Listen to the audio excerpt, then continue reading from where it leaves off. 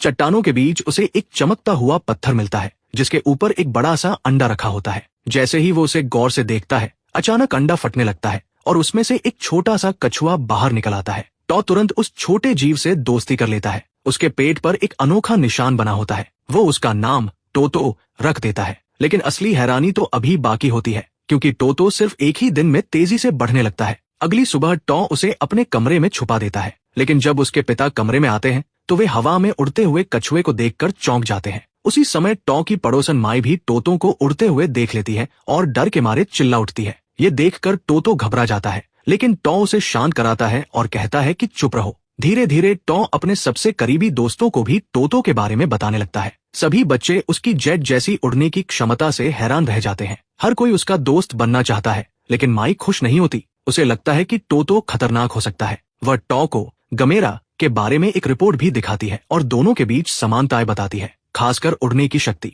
माई उसे चेतावनी देती है कि ये सिर्फ एक पालतू जानवर नहीं है, ये एक काइजू बन सकता है। लेकिन टॉ इस बात को मानने से इनकार कर देता है। उसे पूरा विश्वास होता है कि टोतो कभी गमेरा नहीं बनेगा। कुछ ही दिनों में टोतो इतना बड़ा हो जाता है कि उसे घर में छुपाना नामुमकिन हो जाता है। तब टॉ और उसके दोस्त उसे एक गुप्त ठिकाने पर ले जाते हैं। बच्चे हैरान होते हैं, लेकिन माई अब भी डर से भरी होती है। एक दिन वह टॉ को समझाने की कोशिश करती है। उसकी आवाज भावनाओं से कांप रही होती है। वो कहती है कि वो हमेशा उसके साथ नहीं रह पाएगी और पूछती है कि वो उसकी बात क्यों नहीं समझ रहा। इतना कहकर वो रोते हुए वहां से भाग जाती है और टॉ को उलझन में छोड़ देती है। अगले दिन उसे सच्चाई का पता चलता है। माई स्कूल जा रही होती है और उसके माता पिता उसकी सेहत को लेकर बहुत चिंतित होते हैं। असल में उसकी हार्ट सर्जरी होने वाली होती है और जरा सी गलती उसकी जान ले सकती है। ये सुनकर टॉ अंदर से टूट जाता है और अपनी माँ के बारे में सोचने लगता है। उसे एहसास होता है कि वो उसे कितना मिस करता है। फिर वो वही लाल चमकता हुआ पत्थर निकालता है जो उसे टोतो के अंडे के साथ मिला था और माई को दे देता है।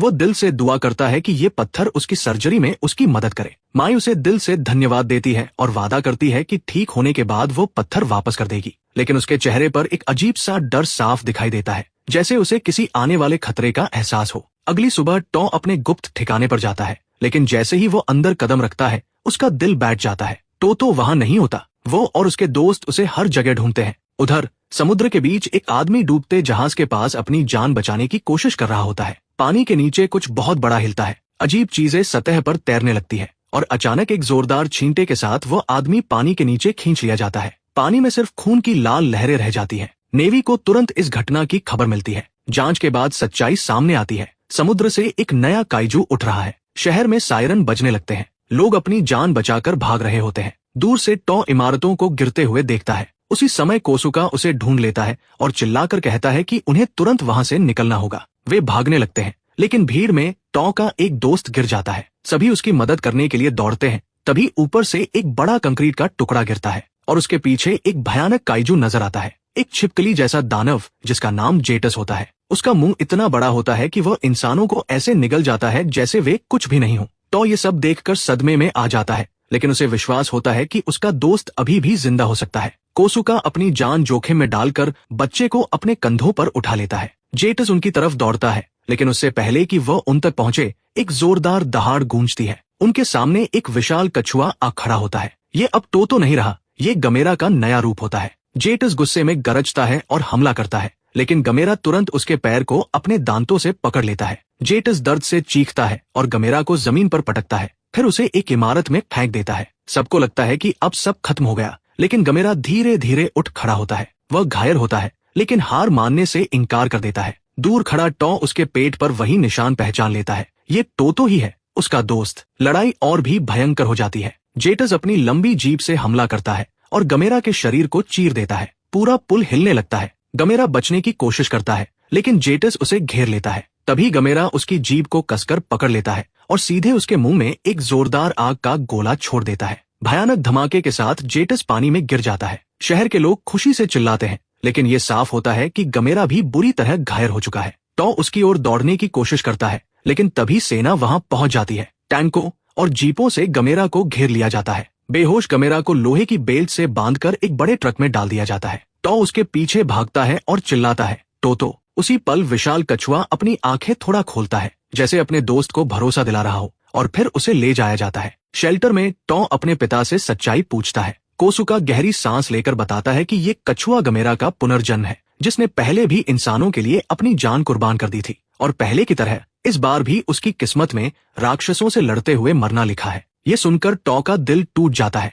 टो तो सिर्फ एक काइजू नहीं है, वो उसका दोस्त है और वह इस अंजाम को स्वीकार नहीं कर सकता। उधर वैज्ञानिक लैब में गमेरा को जिंदा रखने की कोशिश कर रहे होते हैं। सब जानते हैं कि वही एक ऐसा जीव है जो जेटस से दुनिया को बचा सकता है। समुद्र से कई लाल पत्थर मिलते हैं और वैज्ञानिक मानते हैं कि गमेरा की शक्तियां इन्हीं से जुड़ी हुई है। वे उन तत्वों को उसके शरीर में इंजेक्ट करते हैं। इसी दौरान टॉ को माई के माता पिता का फोन आता है। वे बताते हैं कि ऑपरेशन के बाद माई नींद में अजीब बातें कर रही है। असल में उसका काइजू के साथ एक मानसिक संबंध बन गया है और वह महसूस कर सकती है कि उस जीव को पूरी तरह ठीक होने के लिए उस चमकते पत्थर की जरूरत है। टॉ समझ जाता है कि गमेरा को मदद चाहिए। वो अपने दोस्तों के साथ मिलकर माई से वो पत्थर वापस लेने का फैसला करता है ताकि गमेरा की ताकत वापस लाई जा सके। अगली सुबह कोसुका उठता है और अपने बेटे का एक अलविदा पत्र पाता है। वो तुरंत उसके पीछे भागता है। उधर वैज्ञानिक गमेरा को ठीक करने की कोशिश करते रहते हैं, लेकिन उनके तरीके काम नहीं करते। अचानक गमेरा अपनी आंखें खोल देता है। उसे जेटस की मौजूदगी का एहसास हो जाता है, जो समुद्र पार करके एक आबादी वाले शहर की ओर बढ़ रहा होता है।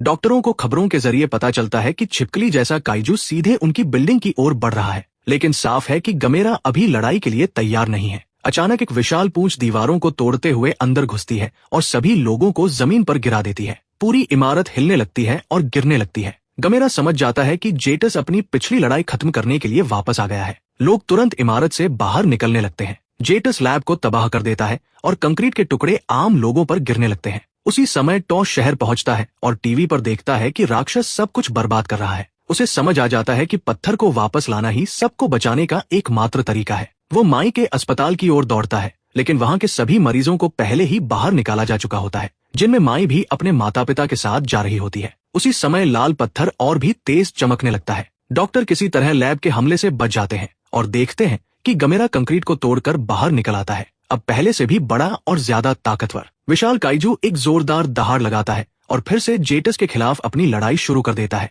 इस बीच दुश्मन शहर को तबाह करता रहता है और लोगों को भगाता रहता है। जेटस इंसानों के और करीब पहुंचता है, उन्हें निगलने के इरादे से, लेकिन तभी गमेरा उससे टकराता है और लोगों को बचा लेता है। गुस्से में जेटस गमेरा को पीछे धकेल देता है और जमीन पर पटक देता है, ठीक मुख्य किरदार के सामने। टॉ जोर से अपने दोस्त का नाम पुकारता है, जिससे गमेरा को फिर से लड़ने की हिम्मत मिलती है, भले ही दुश्मन उसे बार बार गिरा रहा हो। टॉ समझ जाता है कि समय बहुत कम है और तुरंत अस्पताल की ओर भागता है। वह और उसके दोस्त सबवे स्टेशन के रास्ते भीड़ को धक्का देते हुए ऊपर की ओर बढ़ते हैं, लेकिन जब वे अस्पताल पहुंचते हैं तो वहां सिर्फ खाली बेड मिलते हैं। माई को पहले ही कहीं और ले जाया जा चुका होता है। हैरानी की बात यह होती है कि टॉ की मुलाकात अपने पिता से होती है, जो उसे रोकने की कोशिश करते हैं और कहते हैं कि वह काइजू को भूल जाए, लेकिन टॉ मना कर देता है। वह तय कर लेता है कि वह गमेरा को अकेले मरने नहीं देगा। कोसुका बाकी लड़कों को एक शरण शिविर में भेज देता है और खुद टॉ के पीछे निकल पड़ता है। इस समय माई एक अस्थायी अस्पताल में आराम कर रही होती है और दूर से काइजू की लड़ाई देख रही होती है। वो गमेरा की मदद करना चाहती है, लेकिन उसके माता पिता उसे रोक लेते हैं। तभी एक दूसरी लड़की वहां आती है। माई की इच्छा समझती है और वादा करती है कि वह पत्थर गमेरा तक पहुंचाएगी। वो लड़की इमारत से बाहर निकलती है और युद्ध के मैदान की ओर दौड़ पड़ती है, जबकि बाकी सभी लोग वहां से भाग रहे होते हैं। उधर जेटस और गमेरा की लड़ाई और भी भयंकर हो जाती है। दुश्मन अपनी जीभ से गमेरा को भेद देता है, जिससे वह दर्द से चीख उठता है। फिर वह बार बार अपनी पूंछ से हमला करता है, लेकिन हर बार कछुआ उठ खड़ा होता है और बिना हार माने लड़ता रहता है। इससे गमेरा को पलटवार करने का मौका मिलता है। वह दुश्मन को अपने दांतों से पकड़ लेता है और छोड़ने से इनकार कर देता है, जिससे छिपकली दर्द से चिल्लाने लगती है। लेकिन जेटस गमेरा को सड़कों पर घसीटता है और एक इमारत पर चढ़ जाता है। फिर वह उसे हवा में उठाकर नीचे पटक देता है, जिससे गमेरा एक गगनचुंबी इमारत से टकरा जाता है। अपने दोस्त को खतरे में देखकर टॉ गमेरा का नाम पुकारता है, लेकिन उसे नहीं पता होता कि मदद पहले ही रास्ते में है, इंसानों के बच्चों के हाथों।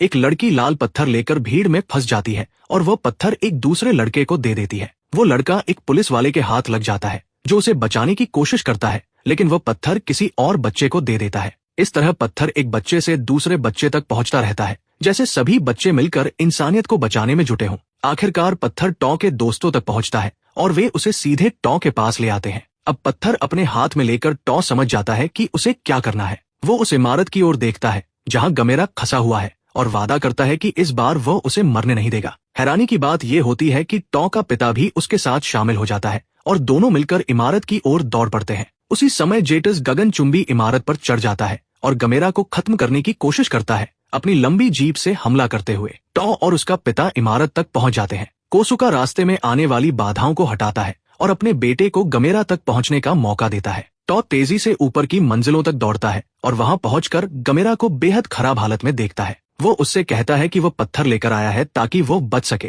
क्योंकि वो अपने दोस्त को मरते हुए नहीं देख सकता। लेकिन तभी जेटस इमारत पर कूदता है और अपनी पूंछ से गमेरा पर हमला करता है, उसे टॉ से अलग कर देता है और नीचे खींच ले जाता है। बेबस होकर टॉ पत्थर को सीधे गमेरा के मुंह में फेंक देता है। जैसे ही गमेरा जमीन की ओर गिरता है, एक जोरदार शॉकवेव पैदा होती है, लेकिन तुरंत पता चलता है कि पत्थर से ताकत हासिल करने के बाद गमेरा अपनी शक्ति का इस्तेमाल कर गिरने से खुद को रोक लेता है। अब पूरी ताकत में आकर गमेरा आसमान में उड़ती हुई तश्तरी की तरह घूमता है और पूरी ताकत से जेटस पर हमला करता है, उसे जमीन पर गिरा देता है। दुश्मन चीखता है और फिर से हमला करता है, गमेरा की गर्दन को काटते हुए और उसके शरीर को भेदते हुए। यह देखकर गमेरा एक बार फिर अपनी ऊर्जा इकट्ठा करता है। टॉ और उसका पिता इमारत से ये लड़ाई देख रहे होते हैं, जबकि सैनिक उन्हें वहां से निकालने की कोशिश कर रहे होते हैं, क्योंकि उन्हें लगता है कि गमेरा खुद को नष्ट करने वाला है। लेकिन टॉ जोर देकर कहता है कि ऐसा नहीं होगा। सब लोग देखते हैं कि गमेरा दुश्मन की जीभ पकड़कर उसे फाड़ देता है, जिससे जेटस पीछे हट जाता है। फिर वह अपना आखिरी हमला तैयार करता है।